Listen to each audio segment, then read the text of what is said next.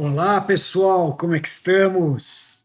Veja, no edital passado, né, digamos assim, dessa prova de agente da Polícia Penal, aí, né, do estado de São Paulo, a gente observou um certo padrão. E aí tivemos agora o novo edital, que está aí com os probleminhas, tal, está sendo debatido, mas mesmo assim é a nossa referência para identificarmos o que pode vir a ser cobrado dos senhores nessa prova, né? Bom, veja, quando o edital pede noções de uma determinada matéria, como ele pede noções de administração, conforme o texto constitucional, nesse caso, meus amigos, vocês não precisam se preocupar com conhecimentos técnicos, com temas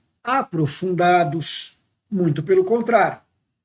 O que a banca examinadora faz nesses casos é justamente pegar os poucos artigos que eles citam no edital e eles trabalham os conceitos que estão implícitos ou inseridos nesses artigos. Agora, a coisa mais legal de todas é que esses conceitos, eles se repetem ao longo de quase todo o texto constitucional. Então, o que nós temos que fazer? O nosso trabalho fundamental é fazermos juntos uma análise, uma leitura, uma, digamos assim, uma interpretação e uma tradução do texto técnico da Constituição para que você consiga raciocinar e, na hora da prova, ir com bastante tranquilidade na alternativa correta. Joia? Muito bem. Para isso, então, eu transportei o texto atualizado até o dia de hoje, certo? Aqui para o Word, e a gente vai fazer agora uma leitura. Então, veja, o texto que eu vou mostrar para vocês daqui a pouquinho, nada mais é do que a própria Constituição. Então, vocês não precisam anotar esse texto. Mas a dica é que vocês tomem nota de tudo que eu for explicando a partir de agora, porque eu vou traduzir esse texto constitucional para vocês e identificar, eu vou te mostrar, eu vou fazer essa mentoria para você, para que você consiga enxergar aonde que está a pergunta, de onde que vem a indagação que vai constar da sua prova e das alternativas. Legal? Então, meus caros, sem perder mais tempo, bora traduzir agora este texto da Constituição. Veja, quando a gente fala de administração pública e tudo mais, né, a gente percebe que estamos falando desse texto do artigo 37, que tem seus fundamentos maiores, logo na abertura desse artigo, e que depois são repetidos e reproduzidos ao longo da Constituição. Então você vai fazer o seguinte agora junto comigo, ó. Tá vendo aqui, ó, a minha setinha? Então nós vamos começar a partir daqui. Então, você vai colocar aí no seu caderno, tá? Leitura do artigo 37, caput da Constituição. Caput é sempre essa primeira parte aqui, ó, tá? Aqui são incisos, depois também podemos ter parágrafos, alíneas, eu vou te explicando tudo de uma maneira bem didática e bem pedagógica. Vamos lá, gente, olha lá.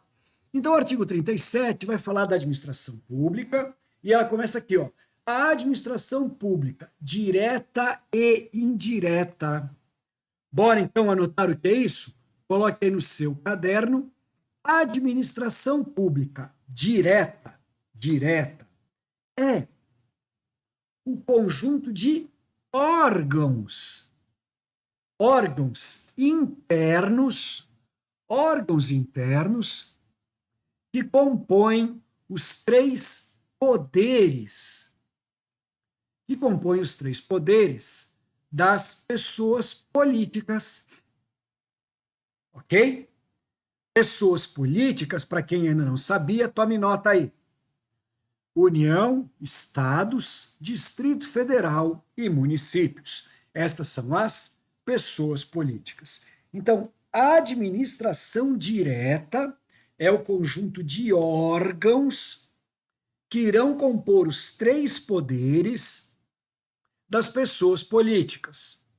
Por exemplo, ministérios, secretarias, procuradorias, departamento de polícia, sistema penitenciário, secretaria de segurança pública, etc. Joia? Agora, olha a outra expressão, administração pública indireta. Põe no seu caderno. A administração pública indireta são as pessoas jurídicas que foram criadas ou autorizadas por lei,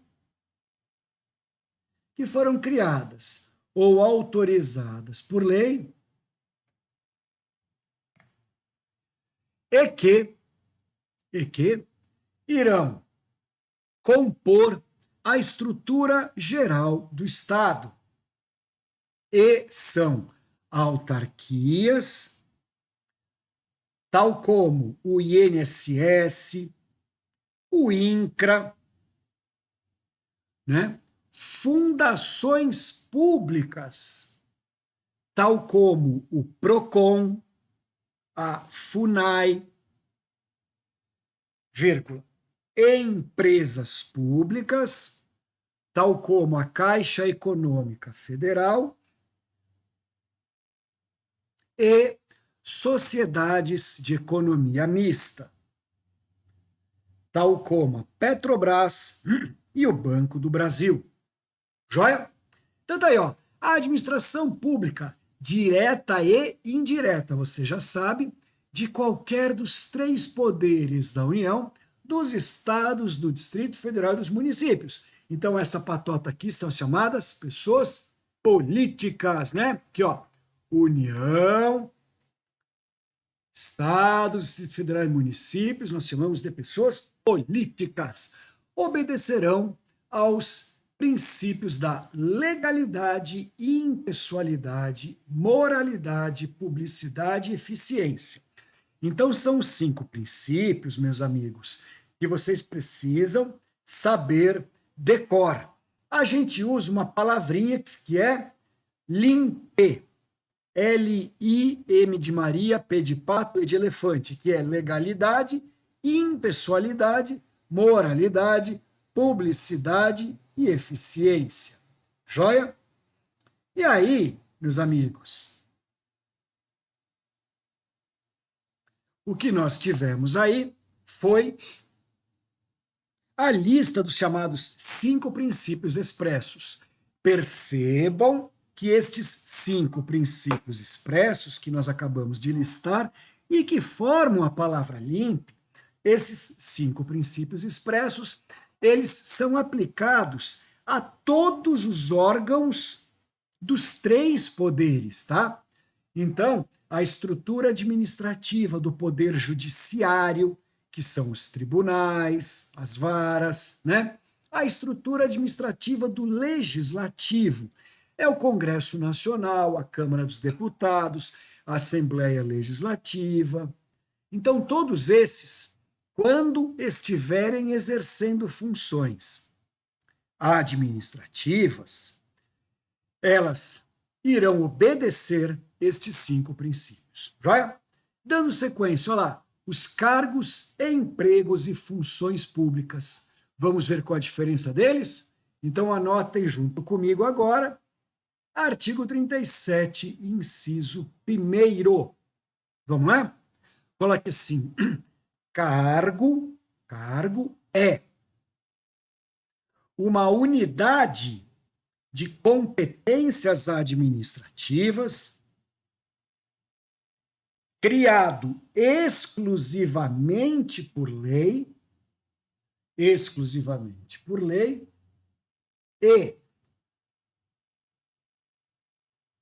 e extinto em regra por lei e excepcionalmente por decreto, que será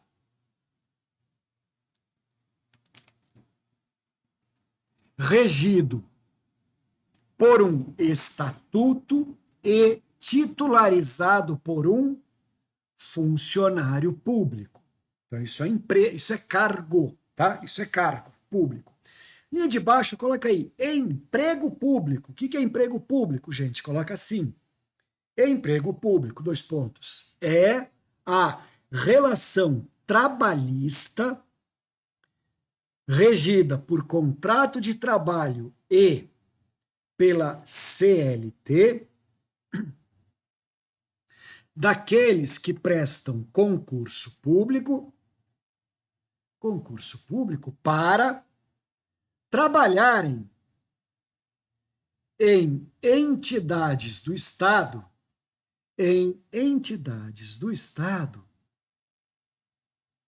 sujeitas a regime privado, tal como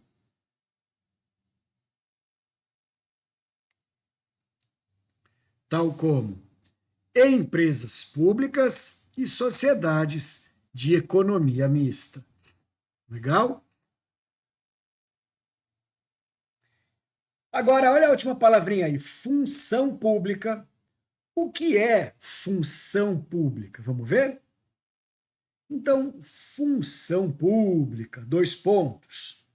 A função pública é o próprio atributo público, é a própria competência ou atividade. Tracinho.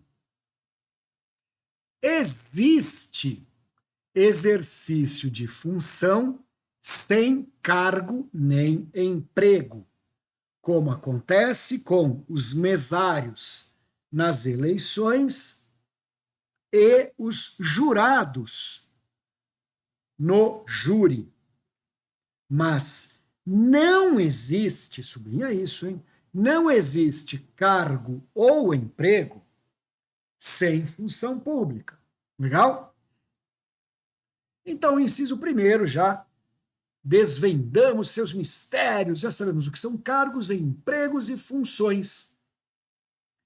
Reparem que são acessíveis aos brasileiros que preenchem os requisitos estabelecidos em lei, assim como os estrangeiros. Então, tome cuidado que, no Brasil, cargos, empregos e funções públicas não são privativos de brasileiros, porque a Constituição diz que a lei pode autorizar estrangeiros a exercerem cargos, empregos ou funções. Vamos lá agora, coloque aí no seu caderno. Artigo 37, inciso 2º, a investidura. Opa, que palavra é essa? Vamos lá? O que é uma investidura? Vamos juntos? Coloca assim, por favor. Artigo 37, inciso 2º. Investidura é o ato formal previsto e regido por lei que vai investir uma pessoa em um cargo público ou em um emprego público ou no mero exercício de uma função pública. Joia? Repara agora aqui, ó. A investidura em cargo ou emprego depende de aprovação prévia em concurso. Você observou um detalhe? Então coloque aí. Para todos os cargos e empregos exige-se concurso. Mas para o exercício de funções públicas, nem sempre o concurso é exigido. Joia? Continuando. Olha lá. Aqui, ó. Ressalvadas as nomeações para cargo em comissão declarado em lei de livre nomeação e exoneração. Vamos ver o que é isso? Coloque aí no seu caderno. Cargo em comissão. Dois pontos.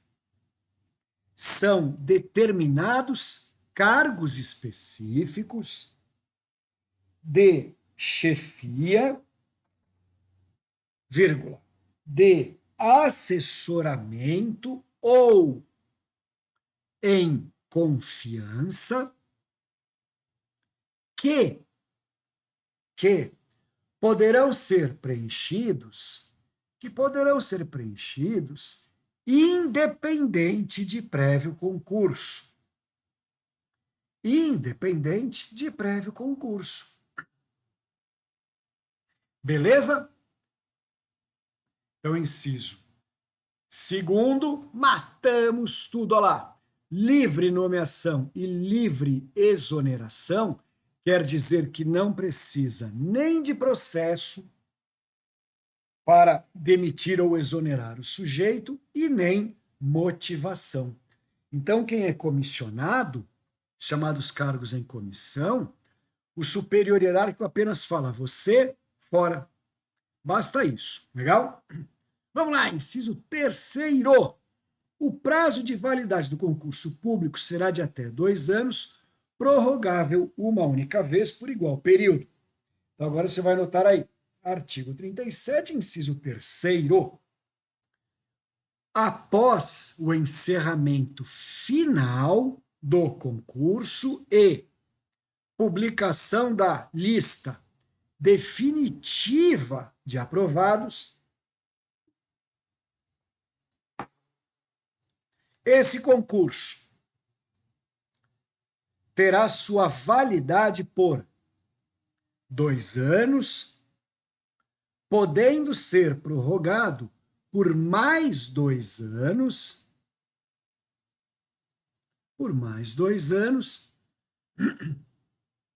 e, durante esse período, a administração irá convocar os aprovados, devendo respeitar obrigatoriamente a ordem de classificação. Joia? Ponto. Mesma linha. Os aprovados não têm, em regra, o direito de exigir que a administração os convoque e dê posse, salvo aqueles que foram aprovados dentro do número de vagas declaradas no edital que estavam disponíveis para o preenchimento. Por que isso, gente? Porque às vezes tem 3 vagas e o concurso aprova 15 pessoas para fazer o tal do cadastro de reserva. Então, quem foi aprovado dentro do número de vagas em aberto deverá ser obrigatoriamente chamado no prazo de até 4 anos, né? 2 mais 2.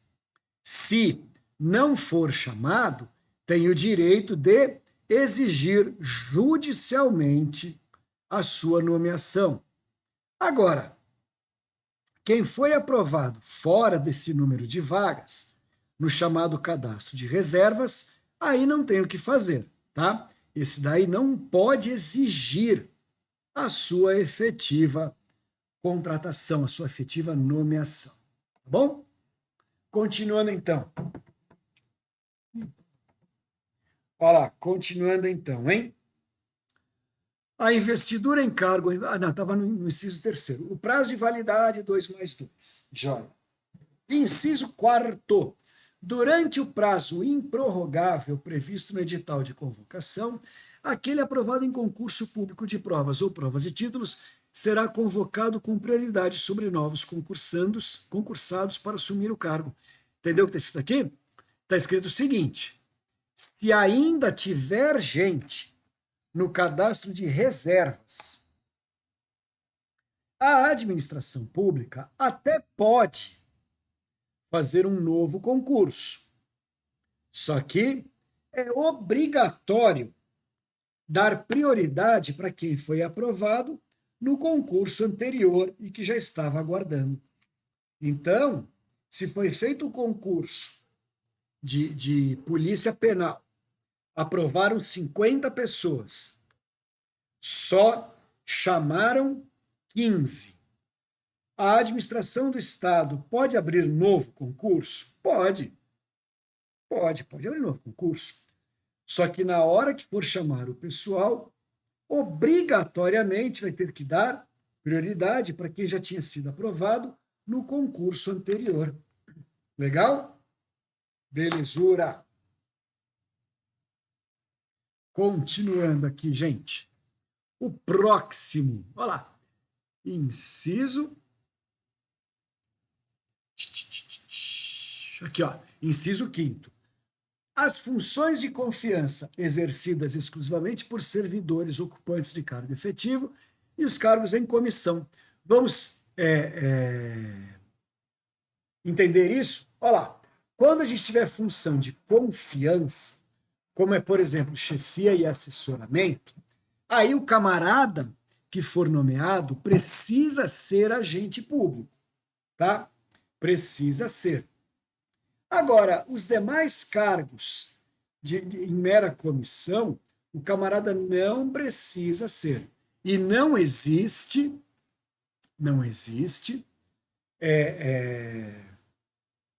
limite constitucional para a criação desses cargos, tá vendo? O máximo que a Constituição faz é, aqui ó, é garantir percentuais mínimos previstos em lei, tá bom? Inciso 6º, é garantido ao servidor público civil o direito à livre associação sindical. Isso quer dizer, então, que quem ocupar cargo, emprego ou função pública pode ter seu sindicato normalmente, tá legal? Pode existir sindicato dos servidores públicos, sim. O próximo, item 7º. O direito de greve será exercido nos termos e nos limites definidos em lei específica. Então, você vai escrever agora no seu caderno que a Constituição confere o direito dos servidores públicos fazerem greve. Porém,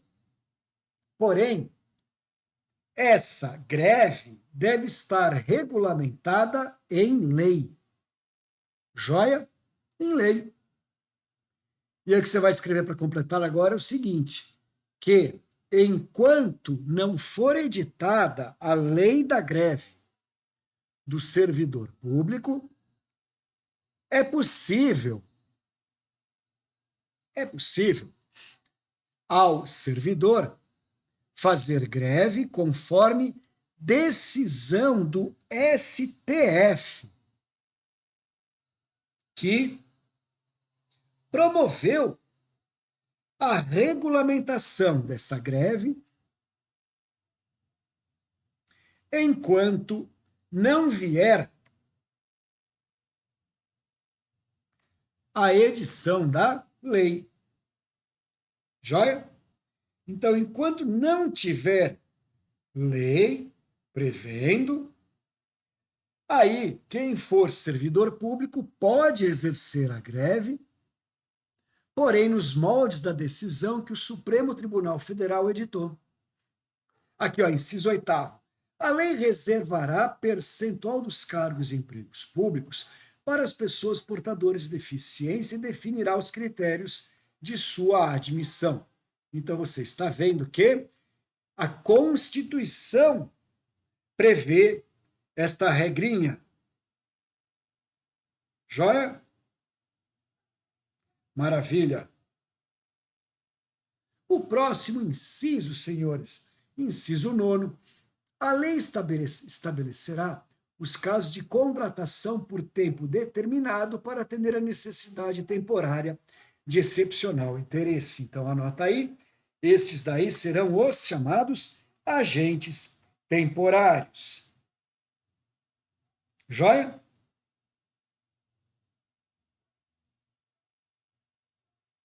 Os agentes temporários, meus amigos, eles serão contratados nestas condições excepcionais do inciso 9 e é obrigatório que haja, presta atenção, escreve aí, uma necessidade temporária.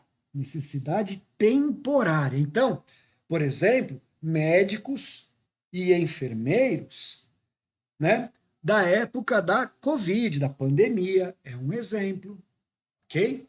E tem que existir esse excepcional e interesse público. São os dois requisitos que precisa para que haja essa contratação. Beleza? O próximo inciso. Vamos lá?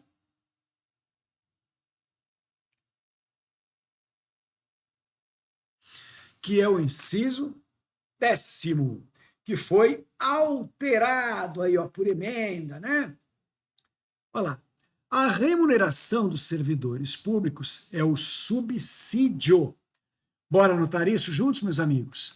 Então, coloque aí artigo 37, inciso 10º. Remuneração dos servidores públicos. 2 pontos. Todos que forem funcionários públicos, vírgula, que são concursados e estatutários para o exercício de cargo, serão remunerados por subsídio. Aqui, ó, não vai falar subsídio na vida, porque ninguém pega o elevador para o subsolo, você vai para o subsolo lá, né? Que é o subsídio, de que trata o parágrafo, não quê, né?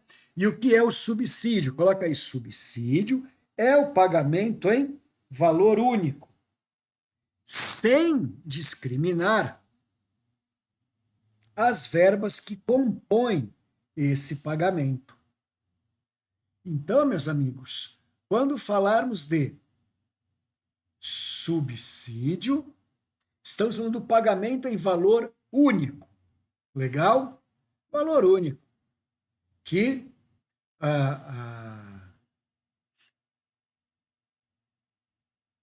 será possível para quem for funcionário público estatutário. Joia?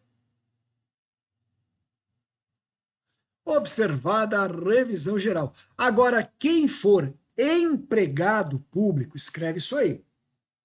Quem for empregado público, que é o concursado seletista, esse daí vai ser remunerado por uma coisa que se chama vencimentos, tá? E aí os tais dos vencimentos vão discriminar os valores que irão compor aquele pagamento, tá?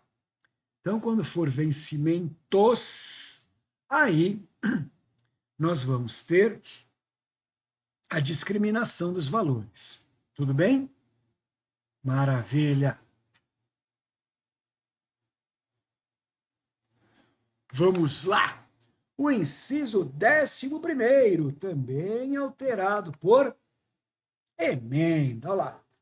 A remuneração e o subsídio dos ocupantes de cargos, funções e empregos públicos da administração direta, autarquias, né, e fundações dos membros de qualquer dos poderes da União, Estado, Distrito Federal e municípios, dos detentores de mandato eletivo e dos demais agentes públicos e os proventos, pensões ou outra espécie remuneratória percebidos cumulativamente ou não, incluídas as vantagens pessoais ou de qualquer outra natureza, não poderão exceder o subsídio mensal em espécie dos ministros do Supremo Tribunal Federal. Então você vai escrever agora aí, ó, Artigo 37, inciso 11º, inciso 11, inciso 11º. Escreva o seguinte: existe o teto máximo de remuneração para todos os agentes públicos, que será o subsídio pago ao ministro do STF. Legal? Ministro do STF. Aplicando-se como limite, nos municípios, o subsídio do prefeito. Então, nas cidades, o teto máximo é o subsídio do prefeito. Ninguém pode ganhar mais do que o prefeito. Nos estados, Distrito Federal, será o subsídio do governador do estado, certo? No âmbito do executivo, o subsídio do deputado estadual e distrital no poder legislativo e dos desembargadores dos tribunais, no caso do judiciário. Então, para servidores públicos dos estados, no poder executivo, que vai ser o seu caso, tá? Será o subsídio do governador, ok? Do governador. Joia. Aí, meus caros, nós vamos ter ainda o seguinte. Olha lá. No Supremo Tribunal Federal. Agora, o que você tem que saber é o seguinte, meus amigos. Coloca assim, ó. Para o STF,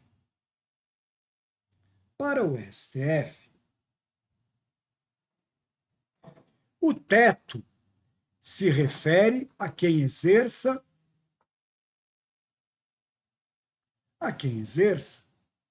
um cargo, aliás, é um cargo ou função pública, certo?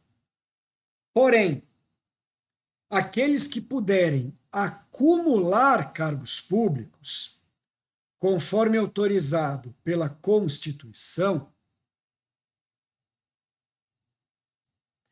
tal como 2 cargos ou empregos na área da saúde, 1 cargo ou emprego técnico, mais 1 cargo ou emprego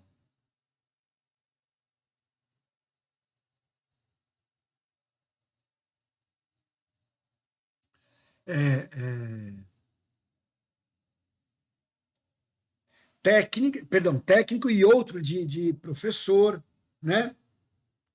Então, tudo isso, meus amigos, vai trazer o seguinte: para o Supremo existe o limite, existe o teto de remuneração. Ninguém pode ganhar mais do que estes caras aqui. Então, então veja bem, ó, presta atenção, tá?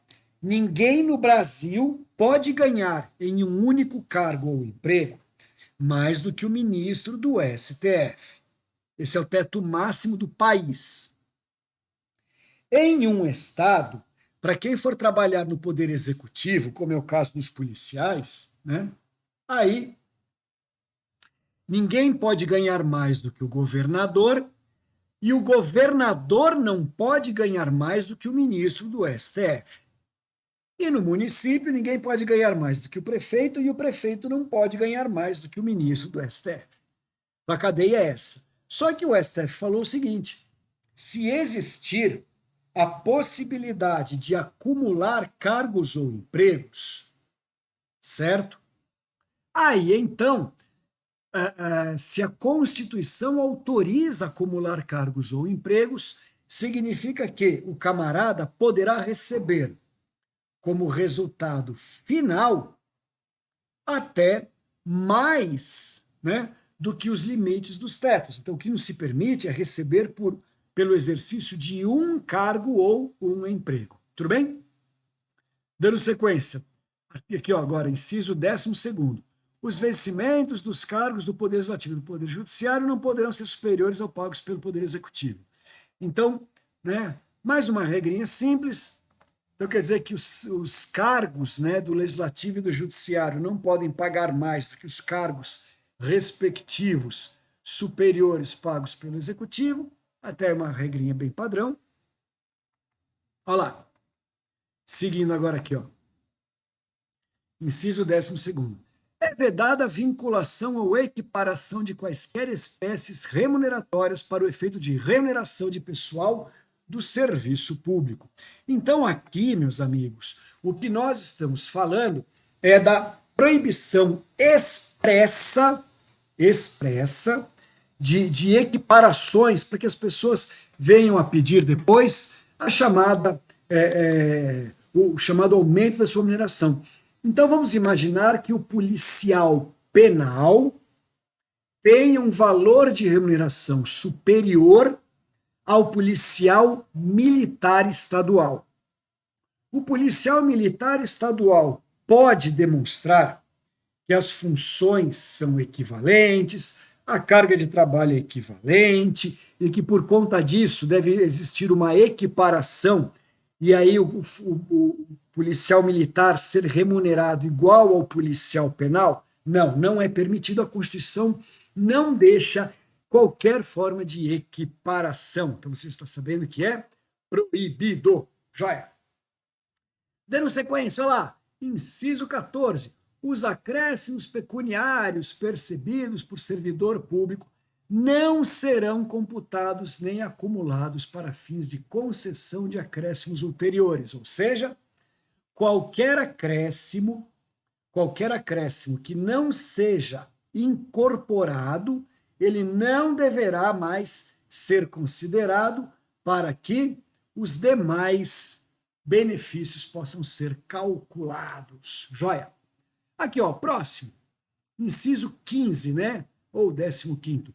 Os subsídios vencimentos dos ocupantes de cargos e empregos públicos são irredutíveis, salvo as hipóteses que ainda vamos comentar, que são aquelas hipóteses, né, de situações mais graves que a administração pode enfrentar quando ela estiver com um enorme déficit público, mas isso a gente ainda vai comentar posteriormente. Legal? Continuando aqui, meus amigos, olha lá. Inciso 16. Aquilo que eu falei agora há pouco, hein? É vedada a acumulação. Então, agora você vai escrever aí artigo 37, inciso 16. Permissão da Constituição para acumular cargos remunerados. 2 pontos. Você vai escrever o seguinte: a Constituição proíbe expressamente que alguém acumule cargos remunerados na administração pública, salvo 2 pontos. Vai colocando com letrinhas, hein? Letra A, 2 cargos de professor. Letra B, 1 cargo de professor e 1 cargo técnico ou científico. Letra C, 2 cargos ou empregos de profissionais da saúde em profissões regulamentadas. Joia? Então aí não é apenas médico. Toma cuidado, gente. Toma cuidado. Funções regulamentadas. Por exemplo, dentista, fisioterapeuta, fonoaudiólogo. Tudo isso é regulamentado, tudo isso pode. Agora, por exemplo, curandeiro. Curandeiro não, né? É aplicador de reiki. Também não, né? Quem faz reiki nas pessoas ainda não é uma profissão regulamentada da área da saúde. Vai? Então, colocou aí quais são as possibilidades. Olha lá, agora, 17º, a proibição de acumular estende seus empregos e funções e abrange autarquias, fundações, entendeu? Então, tanto na administração direta quanto na administração indireta, que você anotou no comecinho dessa aula os conceitos, é proibido acumular cargos remunerados. Inciso 19, veja só que legal. Somente por lei específica poderá ser criada autarquia e autorizada a instituição de empresa pública, papapá. Então, você vai escrever agora aí ao lado, né? Artigo 37, inciso 19. As autarquias são, aí você vai caprichar na letra agora, vai colocar maiúsculo. As autarquias são diretamente criadas por lei. Diretamente criadas por lei. Enquanto que empresas públicas, vírgula, fundações públicas e sociedades de economia mista, serão apenas autorizadas por lei. Então, a lei autoriza a criação, mas, para que elas venham a existir,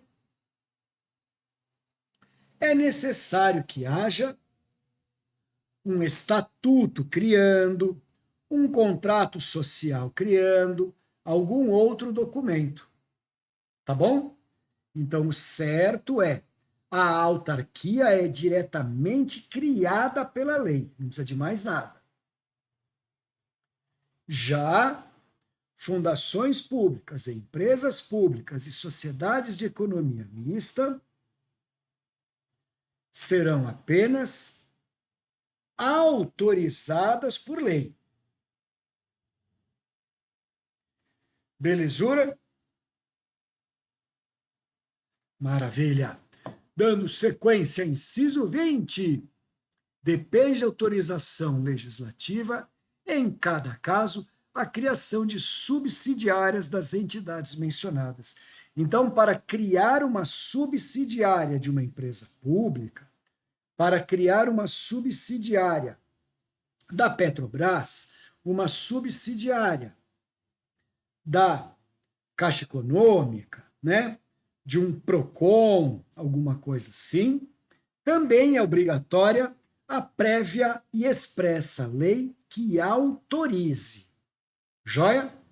É obrigatório uma prévia lei autorizando. Dando sequência, inciso 21º. Olha que legal, já estamos aí, né, bem avançados na nossa redação.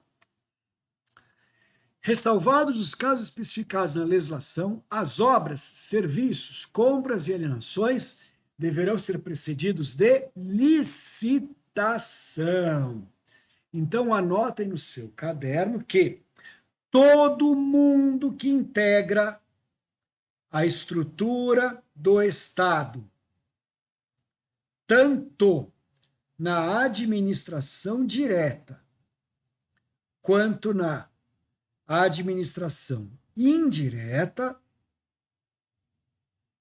só podem fazer compras, contratar obras e serviços, receber trabalhos e vender bens mediante a realização de licitação. Tá joia? Inciso 21º.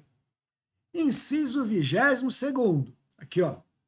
As administrações tributárias da União, dos Estados, Distrito Federal e municípios, atividades essenciais ao funcionamento do Estado, exercidas por servidores de carreiras específicas, terão recursos prioritários. Então, o que você vai escrever agora é o seguinte: segundo a Constituição,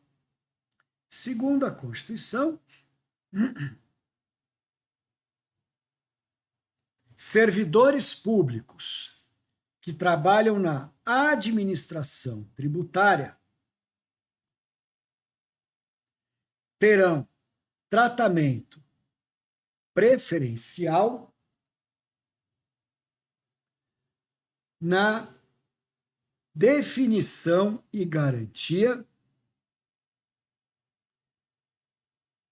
de seus pagamentos, de sua remuneração mensal. Entendeu? Então é o seguinte, na hora que o ente público for reservar dinheiro para pagar os seus agentes públicos, quem trabalhar na administração tributária vai ter sempre prioridade, vai ter sempre esta preferência. Professor, por quê, hein? Porque se esses caras param de trabalhar, para de entrar dinheiro. Se para de entrar dinheiro na administração, como é que ela vai pagar os demais, né? Então ela tem que pagar melhor, ela tem que garantir a galinha dos ovos de ouro. Professor, então não vamos prestar concurso da Polícia Penal, não, vou prestar concurso da carreira tributária. Não deixa de ser uma boa ideia, mas uma atividade não tem nada a ver com a outra. Se você tem vocação para a polícia, vai nesse aí da Polícia Penal, que é um baita de um cargo com uma ótima remuneração, hein? Não perca o foco por causa desses detalhes bobos da Constituição. E dando sequência aqui, nesta reta final, olha lá, parágrafo 1º. A publicidade dos atos, programas, obras e serviços, campanhas. Agora aqui já está falando um pouquinho, né, de outras coisas, que é a obrigação de publicidade em tudo que a administração faz. Joia? Dizendo aqui, ó, a inobservância dos dispostos nos incisos 2º e 3º implica a nulidade do ato, tal, não sei o que, agora é uma mera, né, perfumaria, você não tem que saber esses detalhes, eles não são cobrados, que são cobrados são aqueles que nós tivemos, né, a paciência e a atenção de ler de maneira específica, joia? E agora, meus amigos, olha lá, a lei disciplinará as formas de participação do usuário na administração pública direta e indireta. Nada demais, a lei que vai disciplinar. Agora aqui, inciso 1º do parágrafo 3º, né? Reclamações, acesso dos usuários. Esta outra parte aqui, senhores, não é tão cobrada quanto todos aqueles incisos que nós tivemos o cuidado de fazer aquela leitura um pouco mais atenta. Então, meus amigos, para um primeiro bloco, um primeiro encontro, uma primeira aula nesse cargo de Polícia Penal no estado de São Paulo, que pede noções de administração pública. E aí, ao invés do edital listar temas, ele coloca lá um capítulo e um tema específico da Constituição. Por toda a nossa experiência aqui no QC, a gente já sabe que o que ele vai fazer é perguntar se você sabe explicar estas palavras-chave, estas palavras técnicas que nós vimos juntos aqui. E as mais importantes, as que realmente caem, são essas que nós fomos desvendando e traduzindo no artigo 37, caput e seus incisos. Puxa vida, professor, mas e o restante? Porque, se eu não me engano, o edital fala expressamente, né? Ele fala, artigo, quer dizer, ele pega lá um capítulo, né, que vai do artigo 37 ao 41. Então, meus amigos, vamos com bastante calma e parcimônia. É o seguinte, a parte que tem palavras técnicas com significados específicos que a banca explora e explora bastante, são esses que nós vimos juntos. Artigo 37, caput, e todos os seus incisos. Agora, fazer uma leitura e uma interpretação, quer dizer, saber extrair, né, desses demais incisos e artigos algumas outras expressões, também é válido. Só que isso nós vamos fazer juntos no nosso próximo encontro, porque este primeiro encontro para a Polícia Penal do concurso da Polícia Civil de São Paulo, tá? O mais importante mesmo é conhecer, saber reconhecer na escrita do enunciado das alternativas a explicação técnica que está por trás dessas palavrinhas-chave que juntos nós desvendamos agora. Joinha? Muito bem, meus caros. Com isso, então, a gente mata, né? Já está bem avançada a hora da nossa aula aqui, já está escuro pra caramba, né? Estamos vivendo à base das luzes. Então, em virtude disso, vamos brecar por aqui o nosso estudo de hoje. Espero que você tenha acompanhado tudo com bastante atenção. Precisando, entre em contato comigo lá pelo Instagram, @_prof.r.baldatti, me mande suas dúvidas, peça suas orientações e lembrem, esse foi o nosso primeiro contato. Vamos ter ainda outros blocos para a gente aprofundar ainda mais e tentar esgotar as possibilidades de perguntas em administração, para que você vá para a prova bem seguro, estraçalhe e gabarite na minha matéria. Valeu? Então é isso, meus amigos. A todos, um ótimo estudo. Caprichem, levem a sério, porque vale realmente muito a pena, tá bom? Fiquem com Deus. Boa noite, gente. Tchau, tchau.